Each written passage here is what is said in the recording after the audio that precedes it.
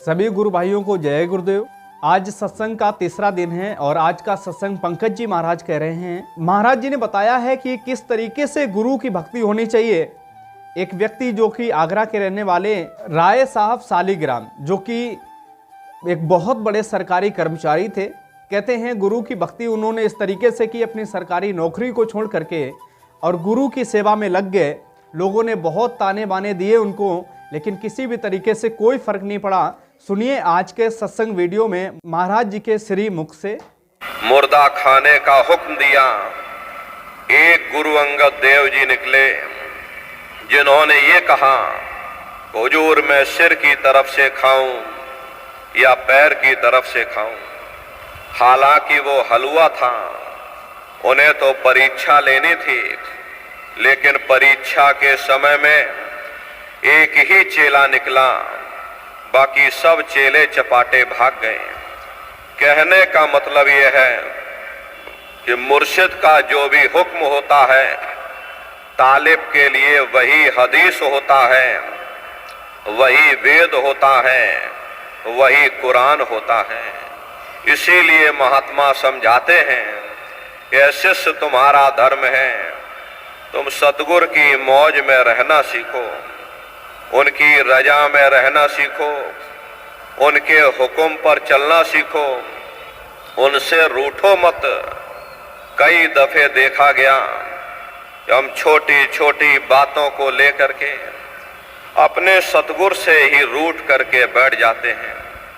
अगर मुकदमा नहीं जीते, कह दिया जी छोड़ो गुरुजी को, गुरुजी दया कृपा नहीं कर रहे। चुनाव नहीं जीते, अजी छोड़ो गुरुजी को, चलो कोई दूसरा गुरु करेंगे, गुरुजी दया कृपा नहीं कर रहे। बेटा बेटी नहीं हुए, कभी छोड़ो गुरुजी को, गुरुजी दया कृपा नहीं कर रहे, चलो कोई चौथा गुरु करेंगे। यहाँ तक कि आपकी भैंसिया मर गई तो सारा दोष आपने गुरुजी पर मर दिया। प्रेमी भाई बहनों, हमारा और सतगुरु का ताल्लुक, हमें मुकदमा जिताना नहीं, हमें बेटा बेटी देना नहीं, बल्कि हमें धुरधाम पहुंचाना है, जहां न फिर जन्मना है और ना ही फिर मरना है। इसीलिए महात्मा कहते हैं, भाई शिष्य तुम्हारा धर्म है, तुम सतगुरु की मौज में रहना सीखो, क्योंकि सतगुरु बेगरज होता है, वह हमसे कोई इनाम नहीं मांगता, वह निस्वार्थ भाव से हमारी आपकी सेवा करता है। सतगुरु वो आईना है, आईने को कोई दुख नहीं, चाहे कोई देखे या न देखे। आईना देखने वाले को जरूर दुख सुख की अनुभूति होती है। अगर हंसता हुआ देखेगा, हंसता नजर आएगा, और अगर रोता हुआ देखेगा तो रोता नजर आएगा। सतगुरु गति अब सुन मोते, कही जात न रंचक मुंह से। संतों महात्माओं की गति मति को कोई बयान नहीं कर सकता। इस भूल भरम अज्ञान के देश में संत महात्मा फकीर किस तरह से जीवों को पार लगाते हैं। देखो महात्मा कह रहे कि 10वें में खींचे नौते, फिर एक करें तो दोते। महात्मा हमारे फैले हुए ख्याल को इन 9 द्वारों से समेट करके यहाँ 10वें द्वार पर एकाग्र करते हैं, फिर हमें शब्द की लज्जत देते। महात्मा समझाते हैं, भाई तुम करोड़ों जन्म जन्मांतरों से अलग अलग योनियों में भटकते चले आ रहे हैं। कभी सांप, कभी नेवला, कभी कुत्ता, कभी बिल्ली बनते चले आ रहे हैं। बड़े सौभाग्य से तुमको ये मनुष्य शरीर मिला, और ये मनुष्य शरीर 84 से निकलने का एकमात्र दरवाजा है। बड़े ही सौभाग्य से तुम इस दरवाजे पर आ गए। अब तुम्हें क्या करना है? 9 द्वारों को खाली करो और 10वें द्वार पर एकाग्र हो जाओ, क्योंकि जो नाम हमें मुक्ति देता है वह 9 द्वारों में नहीं मिलेगा। इन 9 द्वारों में केवल देवी देवताओं का ही वास है। ये 9 द्वार कौन कौन से? 2 आंख, 2 कान, 2 नाक के सुराख, 1 मुंह और 2 मलमूत्र का रास्ता, ये शरीर के 9 दरवाजे हैं। और तुम्हारी ये जीवात्मा 10वें द्वार पर दोनों आंखों के मध्य भाग में बैठी है और यहीं पर बैठ करके ये जीवात्मा अपने प्रकाश को 9 दरवाजों में फैलाती है, जिससे तुम्हारा ये शरीर चलता है।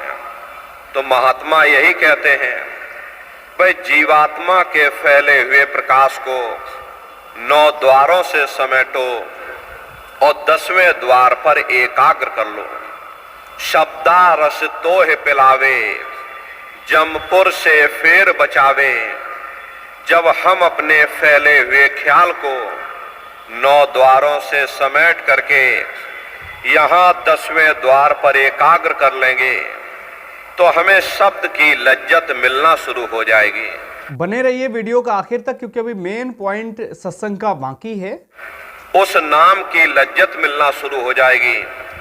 जैसे जैसे नाम की लज्जत मिलेगी, जैसे जैसे हमको शब्द सुनाई पड़ने लग जाएगा, हमारा ये मन अपने आप दुनिया के भोग और रोग को छोड़ देगा।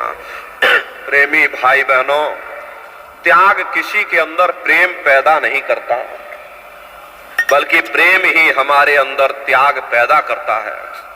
जिस धन दौलत के लिए हम रात दिन भटकते और रहते हैं, जिस मान बढ़ाई के लिए हमने न जाने कितनी रातें जाग करके काट दी, जब हमें वो नाम की लज्जत मिल जाएगी तो इधर से हमारा ध्यान हट जाएगा।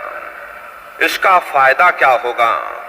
जमपुर से फेर बचावे, हम यमदूतों के हाथों से बच जाएंगे, हम जन्म मरण के बंधनों से आजाद हो जाएंगे और हम अपने मालिक से मिलने के लिए काबिल हो जाएंगे। घर अगम तो ही दर्शावे, मार्ग सब तो ही लिखावे। जो संगत उनकी करते सो जग से कभी न डरते। जो जीव महात्माओं की संगत और सोहबत में आकर के नाम की लज्जत लेने में लग जाते हैं, उनके अंदर से दुनिया का सब लोक लाज निकल जाता। अगर हम लोक लाज के अधीन हो करके उस मालिक की भक्ति करेंगे तो इसका मतलब है हमारे अंदर अभी मालिक से मिलने का प्रेम और प्यार पैदा नहीं हुआ। देखो हुजूर राय साहब शालिग्राम जी महाराज को आपका कोई मामूली ओहदा नहीं था। आप उन दिनों में उत्तर प्रदेश के पोस्ट मास्टर जनरल हुआ करते थे। पोस्ट मास्टर जनरल का ओहदा अपने आप में बड़ा रुतबेदार ओहदा हुआ करता था, लेकिन आप अपने गुरु की सेवा में इस कदर से लीन थे कि आप आगरा में ही गुरु महाराज के घर से 2.5 किलोमीटर दूर यमुना नदी से पानी की गगरी भर करके अपने गुरु जी के स्नान के लिए लाया करते थे। जिस बाजार से आप हो करके गुजरते थे वह बाजार आपकी बिरादरी वालों का था। बिरादरी वालों ने ताने मारने शुरू कर दिए, इतना बड़ा अफसर हो करके इसकी मति को क्या हो गया, ये यहाँ पड़ा हुआ है, साधुओं के पीछे दौड़ लगाता।